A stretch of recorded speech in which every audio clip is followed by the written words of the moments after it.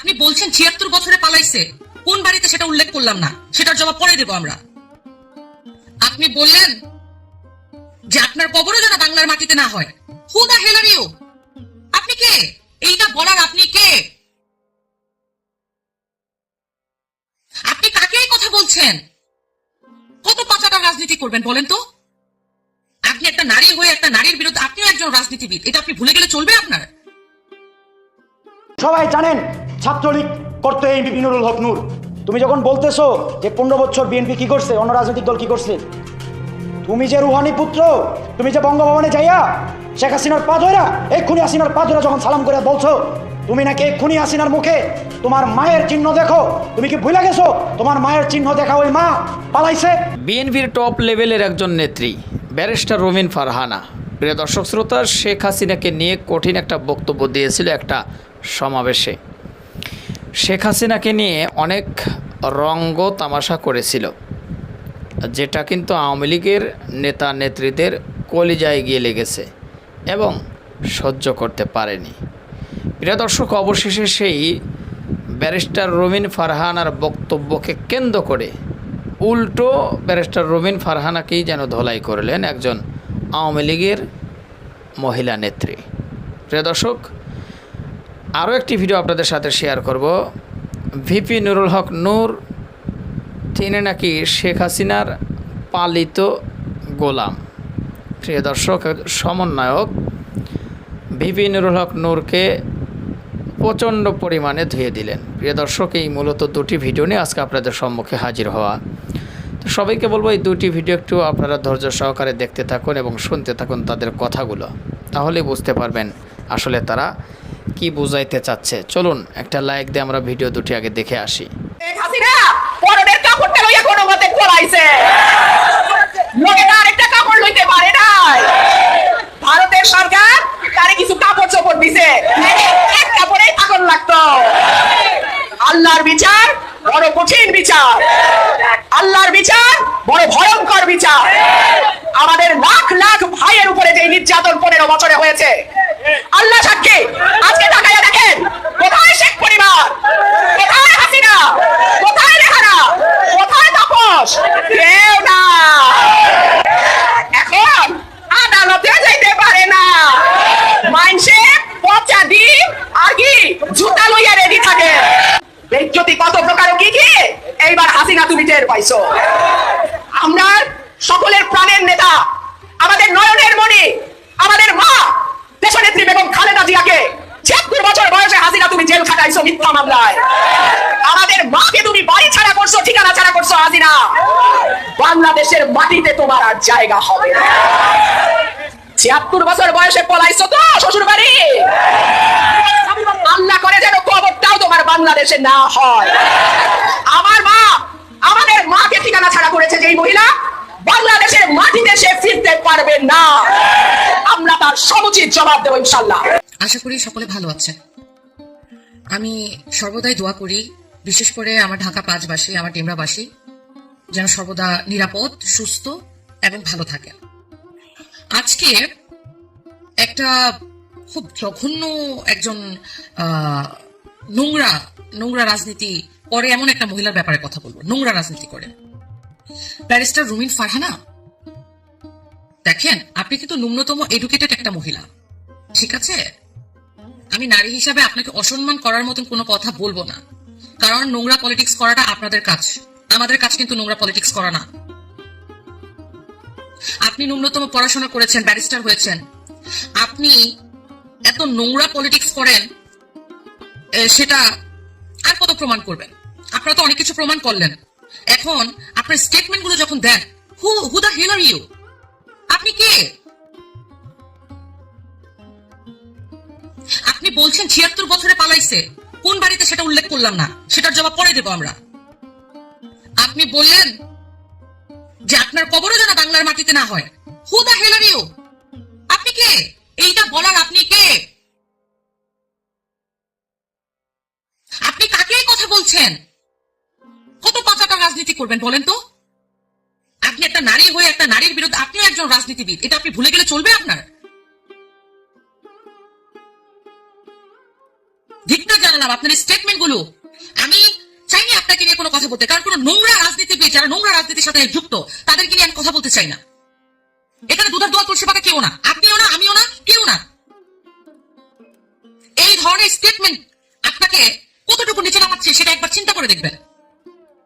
আমাদের মা, আমার মা, আরে ভাই হাস্যকর লাগে এই ধরনের এগুলো পলিটিক্যাল কথাবার্তা। আপনি একটা এডুকেটেড মহিলা হয়ে যদি এভাবে কথা বলেন, তাহলে বলেন তো আমরা যে প্রজন্ম, হ্যাঁ বড় বড় লেকচার বানান আপনি, যে শিখবে আপনাদের কাছে, কি শিখবে? এগুলো শিখবে? কাকে নিয়ে কথা বলছেন সেটা বুঝতে হবে আগে। বঙ্গবন্ধু কন্যাকে নিয়ে কথা বলছেন, আপনাকে তো ধিক্কার জানানো, মানে এটাও আমার ইচ্ছে করছে না, বিশ্বাস করেন। আপনি কিছুদিন আগে লাইভে আসলেন, এটা আমার বাড়িতে, আরে তখন তো ছাত্রী ঘর থেকে বেরোতে পারে না, তখন বাঙালি বাঙালি স্লোগান দিলে তো আপনারা মেরে ফেলেন। তখন আপনার বাড়ির নিচে কিভাবে ছাত্রলীগের লোকজন যাবে? এত গান্ধা পলিটিক্স করেন, সিম্পেতে আমি যে মুখটা দেখানোর জন্য এগুলো পর্যন্ত চলে যান। এটাকে রাজনীতি বলে? আমাদের পক্ষ দেবে নাই, আমরা সাধারণ কর্মী, আমরা কি রাজনীতি করি না? আশ্চর্য ব্যাপার। আপনি ডাক্তারের কাছে যান, আপনার ট্রিটমেন্ট প্রয়োজন। উত্তেজিত আমি হতে চাই নাই, ওনার স্টেটমেন্ট গুলো এতদিন আমি রিকভার করলাম, দেখলাম উনি যে লেটেস্ট একটা স্টেটমেন্ট দিয়েছে এটা মানার মতো না। এগুলো কোন পলিটিক্স? এত নোংরা, এত বাজে পলিটিক্স হতে পারে? রুমিন ফারহানা, আপনাকে মানে আমি ব্যক্তিগতভাবে একটু ভাবছিলাম যে আপনি একটু আলাদা, বাট আপনি হলো সবচেয়ে বড় দালাল। সবাই জানেন ছাত্রলীগ করতে এমপি নুরুল হক নূর। তুমি যখন বলতেছো যে 15 বছর বিএনপি কি করছে, অন্য রাজনৈতিক দল কি করছে, তুমি যে রুহানি পুত্র, তুমি যে বঙ্গভবনে যাইয়া শেখ হাসিনার পা ধরা, এক্ষুনি হাসিনার পা ধরা যখন সালাম করে বলছো, তুমি নাকি এক্ষুনি হাসিনার মুখে তোমার মায়ের চিহ্ন দেখো, তুমি কি ভুলে গেছো তোমার মায়ের চিহ্ন দেখা ওই মা পালাইছে? তাইলে আমি এই জনগণদেরকে প্রশ্ন করতে চাই, আওয়ামী লীগের বিটিম এই রুহানি পুত্র, খুনি হাসিনা পুত্র, এই ফ্যাসিস্ট নূর কিভাবে এখনো পর্যন্ত সারা বাংলাদেশে বিভিন্ন জায়গায় দলীয় ব্যবসা, চেয়ার ব্যবসা, বিভিন্ন পদবীর ব্যবসা সে করতেছে?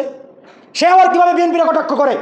বিএনপির সব নেতাকর্মী যখন জেলেবন্দি করে রাখে, বিএনপির কার্যালয়ের সামনে যখন তালা দেওয়া থাকে, সেই কার্যালয়ের সামনে দিয়া বিপিনুর গণ অধিকার পরিষদ কিন্তু দুইটা অংশ, একটা তারেক ফারুক ভাইদের, রেজা ভাইদের নেতৃত্বে, আমাদের কর্নেল মিয়া মশিউজ্জামান ভাইয়ের নেতৃত্বে, আরেকটা হচ্ছে এই চোরের নেতৃত্বে। গণ অধিকার পরিষদকে কলুষিত করছে এই চোরা নূর, এই রুহানি পুত্র, খুনি হাসিনা পুত্র নূর। বিএনপির পার্টি অফিসে বন্ধ করে রাখে এই ফ্যাসিস্ট হাসিনা, আর এই বিএনপির পার্টি অফিসের সামনে দিয়া এই রুহানি পুত্র হাসিনা পুত্র মিছিল করে। বিএনপিরে পিটাই দেয়, ছাত্র দলের পিটাই দেয়, রাস্তা দাঁড়াইতে থাকতে দেয় না, আর তারে প্রোগ্রাম করতে দেয়। Who are you? You are the son of খুনি হাসিনা। তুমিই বলছো তোমার মায়ের প্রতিচ্ছবি তুমি দেখতে পাও, তুমি আবেগ আপ্লুত হয়ে গেছিলা। সেই ভিডিওটা আপনারা এটার সাথে অ্যাটাচ করেন। সবাই জানেন ছাত্রলীগ করতে এমপি নুরুল হক নূর। আজকে এই ছাত্রলীগের এজেন্ট আরও এই আমাদের এই সমন্বয়কদের ভিতরেও কিন্তু ছাত্রলীগের এজেন্ট আছে, এরা এখনো নেতৃত্ব দিতেছে। তুমি যে বলতেছো যে এই ছাত্র আন্দোলনে তোমার বিশাল ভূমিকা আছে, তুমি এই আন্দোলনের বিরোধিতা করছো। তুমি কয়দিন শাহবাগে এসে দাঁড়াইছো? আমি 2 তারিখ থেকে শাহবাগে ছিলাম। আমি তোমার সংগঠন ছাড়ছি আজ থেকে আরো 1.5 বছর আগে পদত্যাগ করছি। তোমার নীতি নৈতিকতার অধপতন এত জায়গায় হয়েছে, আজকে বলতে বাধ্য হয়েছি এতদিন পরে, যখন তুমি তোমার ঊর্ধ্বত্বতা থামাও নাই। তুমি মুসাদের সাথে মিটিং করছো, মুসলমানদের সাথে বেইমানি করছো, বাইরে আইসো তুমি টুপি পরে আসছো তোমার ডাক দেখার জন্য। তোমার টুপি কোথায়? তোমার টুপি কোথায় মুসাদ নূর? তোমার মনে রাখা উচিত এই বাংলাদেশ 95% মানুষ মুসলিম।